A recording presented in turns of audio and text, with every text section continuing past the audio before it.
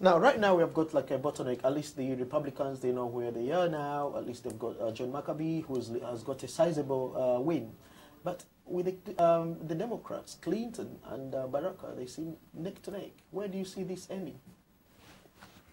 Well, they are pretty much neck to neck, and in honesty, it's going to end at some point when and where, I'm not too sure. I think the fact that we have two great close candidates is a good thing for the party, but there is this division, and when it does end, the party is going to have to reunite, and I think that should be pretty easy considering that they are both pretty similar. And I think it is a little bit dangerous for the Democrats because it looks as though the Republican Party is going to rally around McCain, and he's going to be the figurehead relatively soon, if not already. Democrats are still going to be fighting potentially till August when they hold the convention, their national convention in Denver. And within that time, there could be a lot of infighting between the Hillary and Obama campaign, which could lead to some bad blood within the party. And eventually, we're going to have to rally as a party around whoever candidate wins. And we're going to have to face a tough competitor in McCain who is able to reach across party lines and potentially bring in some of the moderate Democrats. Mr. Alhaji, sorry to keep you waiting. Hello. What's your question, sir? Hello. Hello. Hello. Hello. Yeah. Now, much as I'm on the side of the Democrats, I don't know whether you guys are civil servants or just on your own. They must play down that attitude from Hillary. I know very well, naturally, Bill would want Hillary to get in there, but it's up to the two parties, because I watched the debate. It was a very, very well contested debate, and end of it, it gave us some hope. But they should not distract from that friendship or understanding, because that is the only way you can wrestle that presidency from the Republicans. So if you are the civil servants or if you are on your own private people or belonging to a Democrat, I think you have to pass this message across. They must be careful, because the Republicans can exploit disagreement between the two of them along the line. Okay? Thank you very much. Thank you very much. Point taken. Does anybody want to come back to that? I can take it real quick. I mean, I think you're right in the fact that if things get too friendly, that potentially it could be exploited. But I do think at the end of the day, while both Senator Obama and Senator Clinton are friends and colleagues in the Senate, they do have a cordial and relatively good relationship at the end of the day.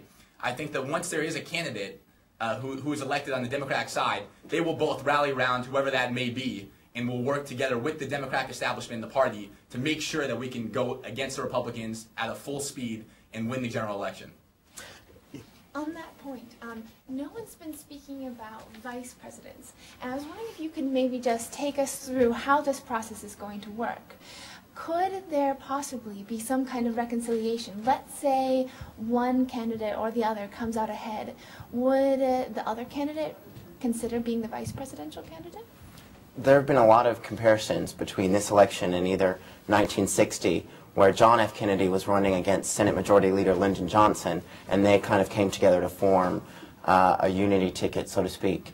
So that's definitely possible. However, kind of looking at the politics of it, both of them are looking at the electoral map, and they want to win areas of the country that John Kerry, the 2004 nominee, didn't. So I think while that's definitely plausible, both of them want freedom to explore another candidate who might be able to deliver another state, for example, a southern state. Now, myself, I'll give you an experience. Being a journalist and a person from abroad as well, from a third country, what I'm used to, sometimes I go to countries where they're doing elections. What I'm used to see is we are told that there are 2 or 3 candidates, then there are some policemen battering beating people up. And it's not a big deal, you know, so you either vote for this person or that person. But what I've noticed within the American elections is that it's a little bit complicating. Could somebody explain to us how the American election process works? Because you've got primaries and conventions. What does that mean? Because right now we know that Clinton is leading, but this other has got so many delegates, and this one is winning here, but has got few delegates. It's a little bit confusing. My viewers need to know a little bit more about that. Well, each of the primaries are run by the Democratic and Republican national committees. So the committees run the primary themselves, and they have primaries in every state. Within every state, when you vote for your candidate, you have a certain number of delegates attached to that state, and the delegates then go to the convention, which is going to be in the summer, in Minnesota for the Republicans, in Denver for the Democrats.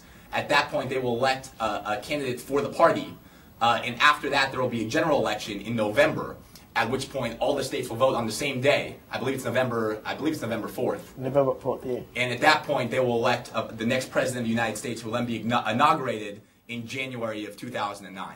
Actually, if I could just interject something really quick. Actually, part of the reason this is so complicated is because election law in America is completely devolved to the individual states.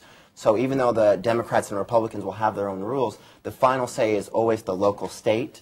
So you have 50 states in America, and then you've got 2 parties in each state, so you in theory have 100 different set of election rules. And some of them will vote some ways and some other ones will vote other ways. So, for example, on the Democratic side, it's proportional representation. On the Republican side, it's somewhat proportional representation and somewhat winner-take-all via the states.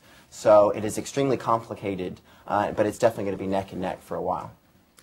Also, this has been the first year when the Democrats abroad have been able to vote and send 22 delegates to the National Convention, which has further increased the representation from abroad, which has maybe for voters from abroad this is a new thing, and it means further representation for them, but perhaps slightly maybe made a little bit more complicated. But once that's absorbed, people realize that that's an additional advantage for people abroad. Now, I think one issue that's going to be of interest to our viewers is, like you all mentioned, this election has been followed not only in the U.S., but definitely in many countries abroad, especially in Kenya.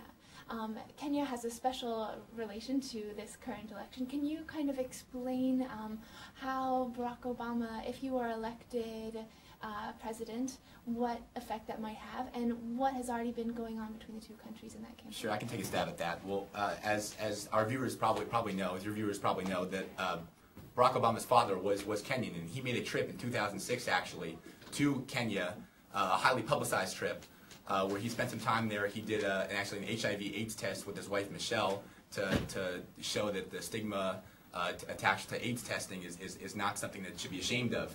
And then recently, in January of 2008, he actually made a phone call to the opposition leader right now, Mr. Raila Odinga, suggesting and encouraging him to meet unconditionally with the current president, Kibaki, and that ideally has led to a degree to maybe some of the reconciliation you're currently seeing right now with Kofi Annan, and hopefully to a peace agreement and end of violence at the soonest possible date. Yep. Obviously, from the Clinton perspective, she doesn't quite have the special relationship with Kenya, but I think that she would support, as would Obama do, to bring a peace process within the country. Mm-hmm. Clinton had a special relationship in his tenure, the first Clinton, with Africa. Do you think the second Clinton would continue that? She definitely support the moves to help the situation within Africa, definitely. And both candidates do have very strong plans to increase aid and development work to third world countries and enhance humanitarian efforts, and also to increase. Barack Obama's campaign has a goal to double to have 50, I believe, to double the amount of aid and decrease the poverty worldwide by half by 2015. Now, on the last word, who do you see is going to win and become the next president of the United States of America? Well, I'm an Obama supporter, so of course I'm going to say Obama.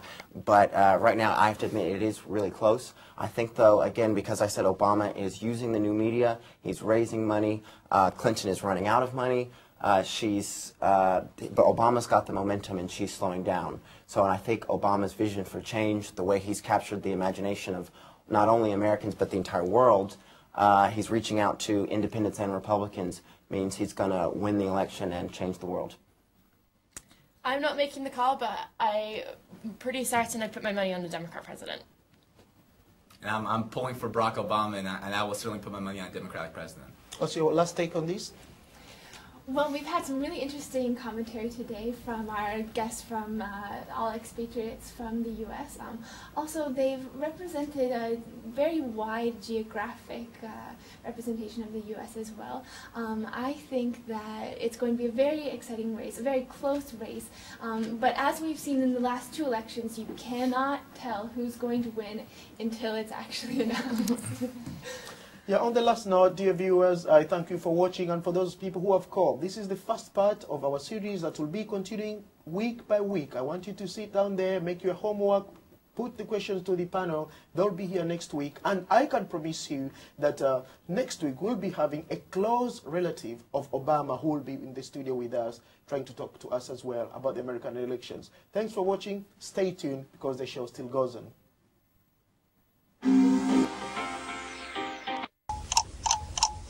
Good morning, you're watching Bright Entertainment Network. Stay tuned and enjoy the rest of your day.